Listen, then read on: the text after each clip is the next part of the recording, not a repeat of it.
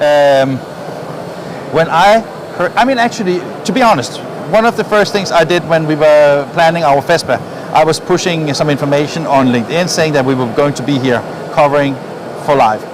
One of the first people that reached out to me was actually Rafa. Right. Is Rafa? Yeah, Rafa. Yeah. And Rafa is working for a Spanish company called PlastGrommet.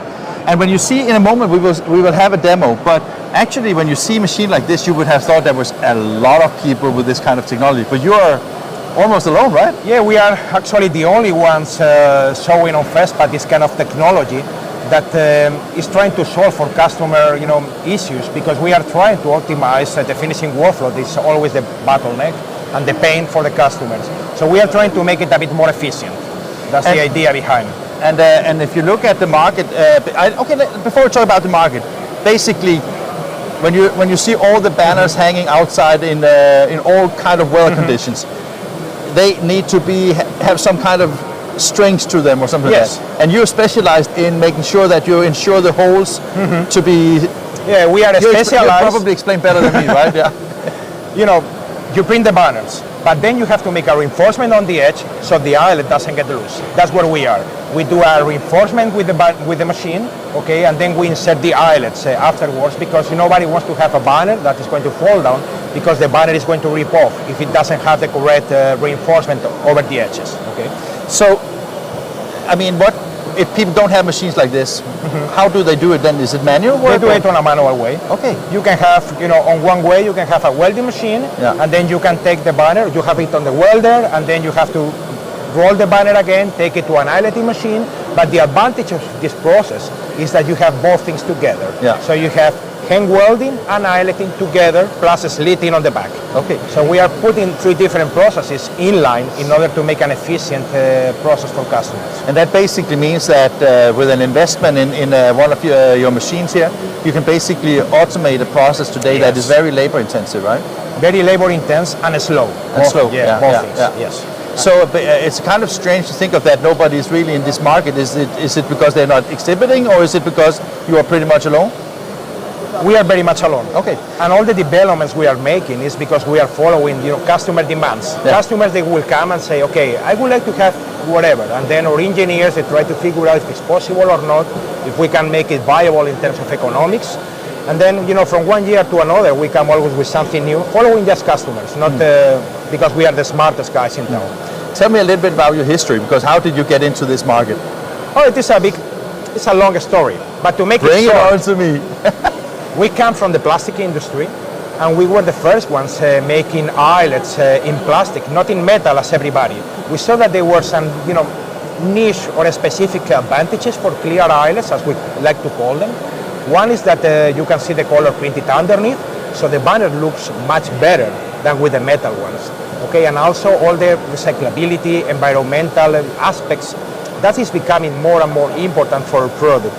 And then we started about 15 years ago with our automatic equipment machines for eyeletting. And then we have been growing together with our customers, trying to automate more the processes. So we started with a fully automatic machine, standalone on a table, and then we came to something as big as this that can make the life for customers much easier. So that's a bit of history. Yeah. Okay. But I mean, coming from making eyelets of plastic to make a machine, that's a step, right? long way. Yeah. We had to hire engineers to create an R&D department, but we thought that we needed to control all the process. Yeah. Because if you make a product and you don't have the right tooling to insert them or to put them, that is not going to work. Okay. So the idea is we try to control all the process, and we offer a customer, a full solution from the consumable that will be the eyelets, and also for the eyeletting equipment. And we have our engineers that they design all the equipment, we do installation, trying to make the life for customers, as easy as possible. What I would like you to do now, I would like to see a demo. Okay. But because you have, we have to save on the environment, so we don't use too much of the software. So before we do the live demo, maybe you explain where you put in the material, what the process is, and then Chica will follow you, and you can just tell what you see. We can start from this side. Yeah. So customers, they will print the rolls, and you need to remove the rolls from the printer Yeah. This is a battery operated lifter. Yeah. So it is quite easy to use. You Yeah. just go up and down. So you will come from the printer with your roll. You will load the machine. Yeah. That will be the first step. I just have a stupid question. Okay. And that is just like when I come to printing companies, they have so many lifts already. Is it because it has a specific need for with the forklift, or is No, it just no, to no. have like one solution from one supplier, or? No, we try to have some specific features. For example, this lifter. Yeah. We have a system that These ones? yeah, Yeah. we can have it as it is at the moment in Yeah. order to transport the roll safely. Yeah. And then we can do this Yeah. in order to load the printer easily. Yeah, so you yeah. don't have to leave the roll. Yeah, yeah. Others, they will have a platform or something like that. Yeah. So this will be the first step. Okay. So that is basically to make sure that when you have your entire system here, basically Yes. you have something that really operates finely Yes. with it, right? Yeah. Mhm. Yes. Okay, and then we come to the machine. Yeah. We load the roll, Yeah. and then Is that put in on here, or? yeah. What we do is we have an air shaft, Yeah. same as the printers. Yeah. So we load the roll over there, Yeah. and then we pass it here. Yeah. Okay, and then on this gray part you can see on both sides. Yeah. What we do is we start creating what we call the hem. Yeah. Okay, we start Is it- pre-folding the material. Is this these ones, or? Yeah, that one. Yeah. So that basically creates a fold of It the. starts to create the fold. We Yeah. have the guide afterwards on the welder, Yeah. but that is helping to create the fold. Okay, and then we can go this side if you want, because Yeah. we will be able to see it better. Yeah. I'm already learning, Rafa. That's good. We do that every day. Yeah, that is good. So, okay, we start creating the form here, and then we have the welders, and this will be the welding guide. Okay, Yeah. so we press the both materials, and with heat we melt it together. Okay. So is that something that you would also do in a manual process? Yes. So this is actually also a very, very important part, that you basically have that welding Yeah. directly on the machine. Yeah, we right? have like three key aspects. One will be the welding, Yeah.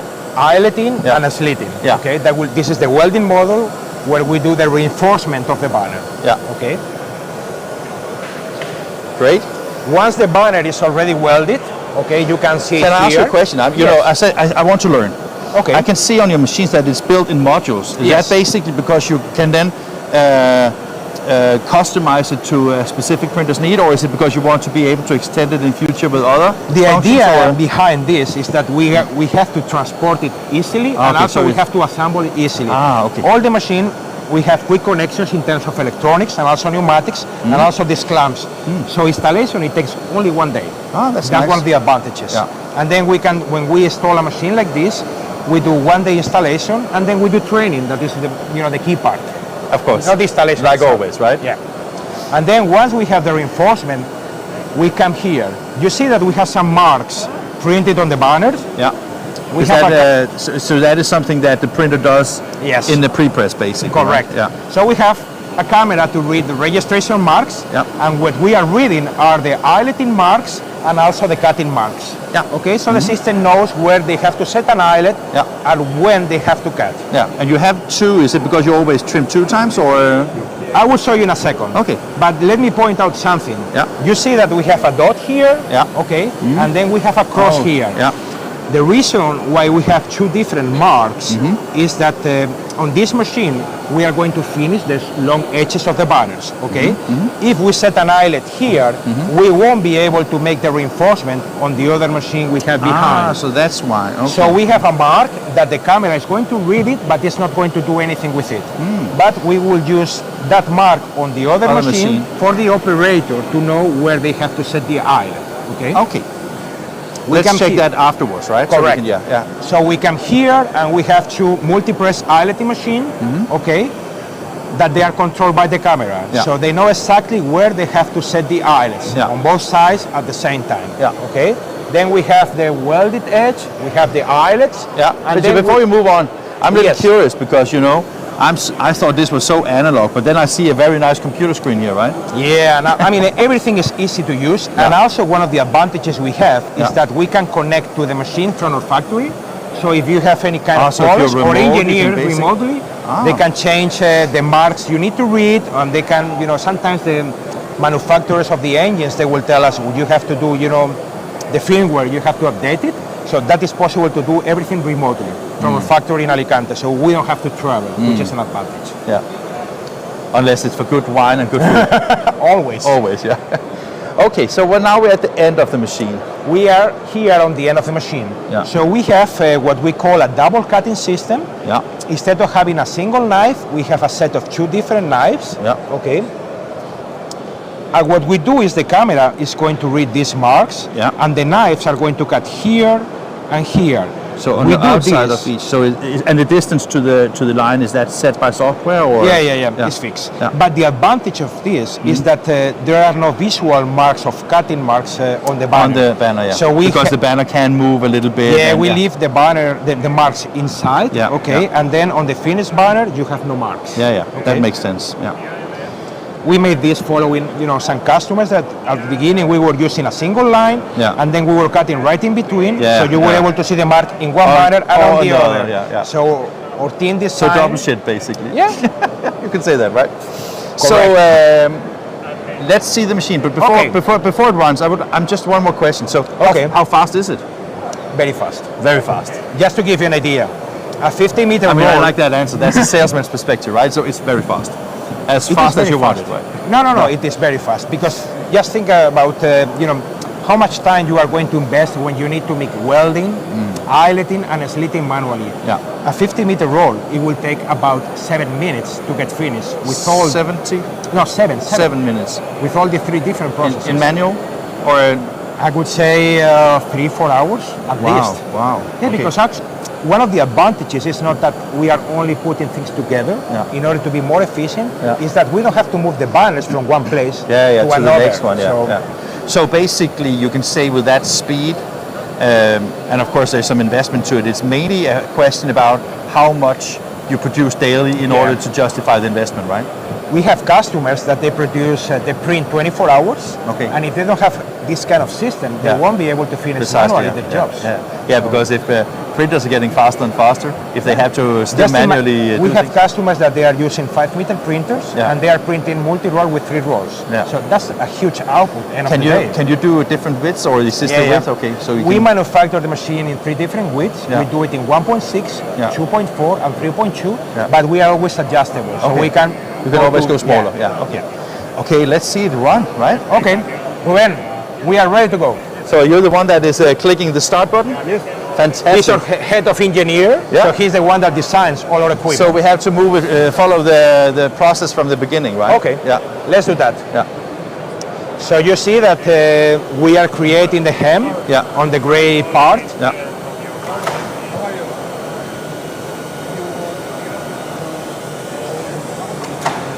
Then the material gets pre-folded to the welder.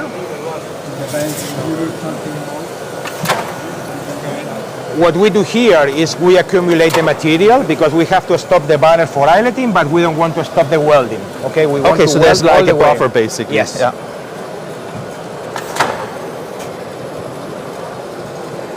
And then you put in the eyelets in the number Yes. 1, yeah, okay. Yeah, you have eyelets and washers, and then the machine will fully automatically supply them. Okay? And then this will be the output. Pretty amazing, right? I mean, if you look at it.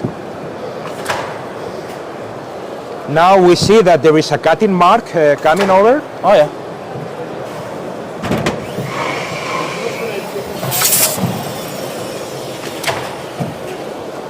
And that was This is what we are going to use on Yeah, the other other machine machine, to yeah. set the eyelets on Yeah. the short edges. Yeah. So basically, here we are, and we have the Yeah, we have what we call the seam or the hem, hem, yeah, the yeah, reinforcement end yeah. of the day, because Yeah. otherwise, Yeah, it will if you just pull, tear the- it will yeah, tear the yeah. material. and I mean, this is now on. Is it some kind of vinyl or? Yeah, this is vinyl. Yeah. Yes. Can it do on different substrates, or is it Yeah. mainly okay? Yeah, we can do mesh, we can do Yeah. PE, Yeah. we can do PVC. Yeah. See, I cannot figure out how to fold it correctly. See, that's how stupid a journalist is, right? No. So we at al- least I can do interviews and No, ask but we stupid always try questions to- for you, right? We have color vinyl because you can see, I mean, Yeah, they you are can see almost through it. invisible. Yeah. And what about, because I mean everybody's talking about environmental impact, is that something that you have been maybe using in, I mean, what is... Yeah, what we use is, we use 75% raw material and then 25% is recycled already, because we have a zero waste production. Okay. And also these kind of files, they can be recycled. And also with PP and PE banners, they can be sent to the same waste stream, so there is no need to separate them. Okay. So that's an advantage for many customers. Yeah. And of course, if you have a vinyl banner like this, you still have to, I mean, to put it in some kind of good recycling thing. I mean, the banners are, PVC banners are, they have the problems to recycle, but when you have this kind of files, this always is compared with the metal ones. Yeah. Let's go and check the last Okay, let's go to the other. So now you take these banners. Okay, so what we have done here is we have finished the long side of the banners, and then we have to finish the short sides, okay? So what we have here, it is a different machine, but with the same concept. So we have a welding machine together with an eyeliner, but in a smaller scale, okay? So this will be the banner we have just finished, and then what we are going to do is to finish the short edges, okay? Ruben, whenever you want.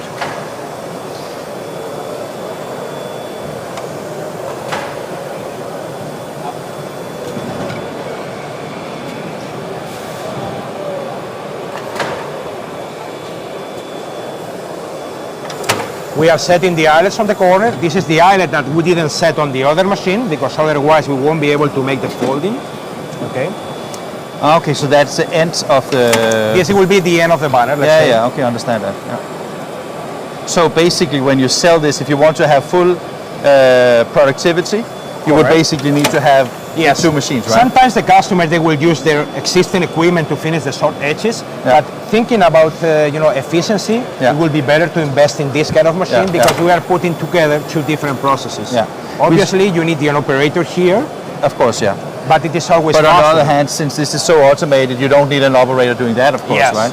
I was just wondering, we spoke about before that it to some extent requires a certain volume before you can justify the investment. How big or how much production should you have before it's worthwhile looking into? When we think about the big machine, we call it all-in-one. It is not really the amount of banners you make on a monthly basis. It's that if you have banners that are repetitive in terms of width, that's when it makes sense. If all your banners are different, it doesn't make sense because you will have to adjust. But if, for example, you make like for one customer 200 banners, for another one 500, as we have many customers doing that, that's where it really makes sense in terms of efficiency. Because this is so fast compared with the traditional method. Okay. Fantastic. And how is it business-wise? I mean, you're like 35-person company. And, yes. Is it growing, or how is it? You said there was a change post the COVID that what we see is that customers are demanding more automation. The amount of quoting we are doing at the moment, I mean, without having been in FESPA yet, is amazing compared with other years. We just hired, 2 more engineers at the factory because we have to cope, with the orders. And when the customers they decide to make an investment in this kind of equipment, they want it right now. Of course. Because they have the jobs. Of course. They don't want to wait 6 or 7 months in order to get the machine delivered. And can you deliver fast, or?